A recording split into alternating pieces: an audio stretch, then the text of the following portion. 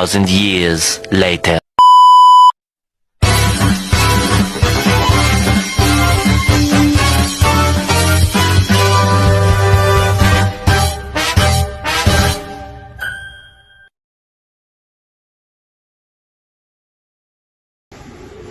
Selamat pagi. Iya pagi Bu. Ya ini kita rekamannya dulu ya.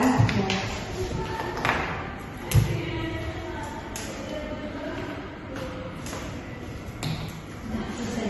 Saya dengan sehat ya.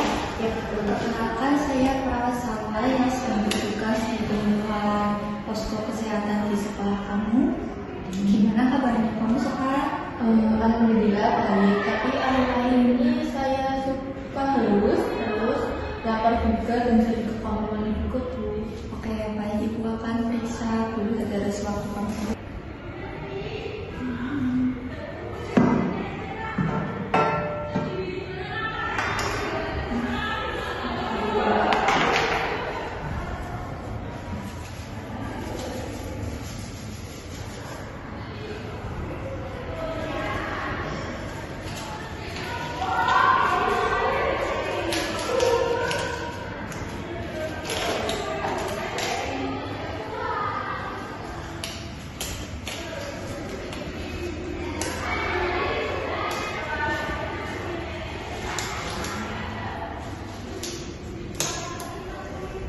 Ibu akan isi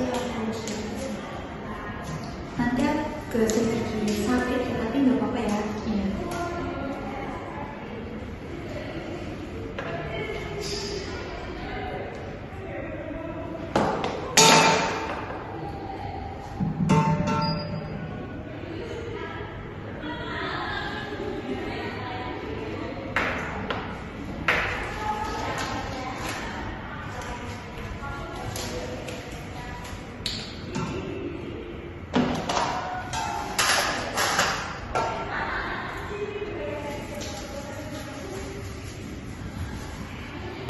Baik, sekarang dari pemeriksaan tadi gula darah suratmu agak lumayan tinggi. Apakah kamu mempunyai riwayat keluarga yang punya diabetes mellitus? Iya ada Bu, ayah sama kakak saya dua-duanya terkena diabetes. Wah, itu perlu dicatat ya sekali. Tapi kamu jangan khawatir, bisa dicegah dari dini kok sekarang. Nanti Ibu akan mengedukasi kamu melalui materi-materi yang Ibu akan sampaikan dan di lembar balik nanti kamu bisa simak ya, dan jika bingung kamu bisa tanya ke Ibu. Nanti Ibu akan menyampaikan tentang pengertian diabetes mellitus, faktor diabetes mellitus, tanda dan gejala diabetes mellitus, cara mencegah diabetes mellitus, dan penerapan pola hidup sehari-hari dan yang pertama itu ada pengertian dasar. Resiko diabetes mellitus. Diabetes mellitus itu adalah penyakit kronis yang tidak menular dan disertai dengan tingginya kadar gula darah atau hiperglikemia. Akibatnya, gangguan kerja hormon insulin.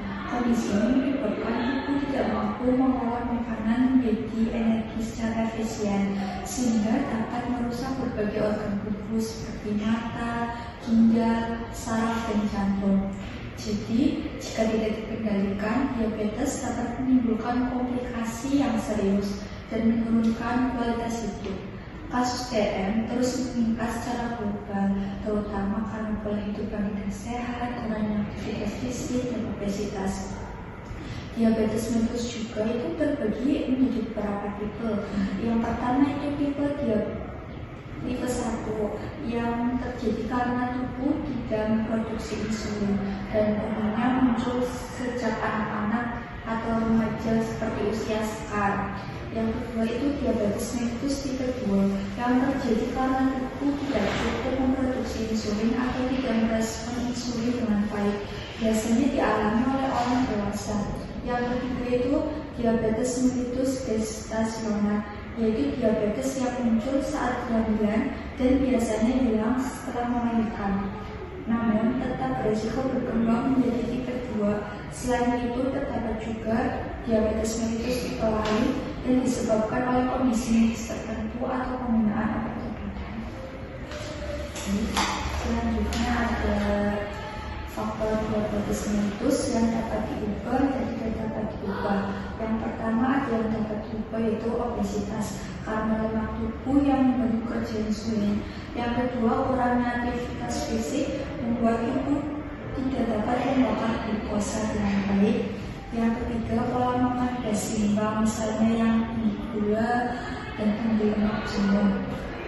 Terus ada hipertensi dan dislipidemia atau gangguan lemak darah yang para resiko. Selanjutnya ada faktor resiko yang tidak dapat diubah seperti usia yang di atas 40 tahun ya, karena usia semakin tua tuh insulin itu bisa semakin menurun. Terus ada riwayat keluarga, misalnya orang tua atau kakek neneknya yang punya diabetes itu akan menambah resiko terkena diabetes mellitus. Yang ketiga, riwayat kehamilan dengan diabetes atau melahirkan bayi lebih dari 4 kilo itu tanda ada gangguan metabolik, dan termasuk juga berat badan yang rendah kurang dari 2,5 kilo yang bisa mempengaruhi fungsi insulin saat besar. Berarti aku juga termasuk yang beresiko tinggi ya Bu, karena ada keturunan dari keluarga dan juga aku jarang olahraga. Selanjutnya itu ada tanda dan gejala diabetes mellitus dibagi menjadi dua, gejala klasik dan gejala tambahan.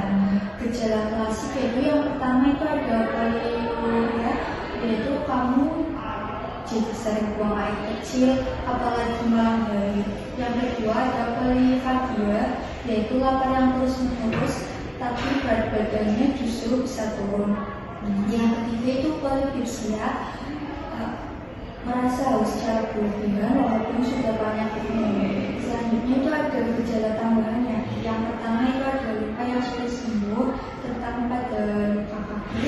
Yang kedua itu ada penglihatan kabur karena kadar darah tinggi itu mempengaruhi lensa mata. Yang ketiga itu ada kesemutan, khususnya di tangan dan di kaki. Yang keempat itu ada berat badan menurun tanpa sebab yang jelas. Yang kelima itu ada gatal di area kewanitaan karena infeksi jamur lebih mudah terjadi bila gula darahnya itu tinggi. Beberapa ada yang aku sering alami akhir-akhir ini. Nah, itu sinyal penting sekarang. Maka dari itu kita harus mulai terapkan mulai hidup sehat dari sekarang. Selanjutnya ada langkah pencegahan diabetes mellitus, bisa dimulai dari hal-hal berikut ya. Yang pertama itu ada kurang gula dan karbohidrat, terutama dari makanan atau minuman kemasan karena cepat menaikkan gula darah. Yang kedua, berhenti merokok karena merokok itu bisa mempengaruhi komplikasi. Yang ketiga itu ada perhatikan pola makan, jangan berlebih, jangan kurang juga.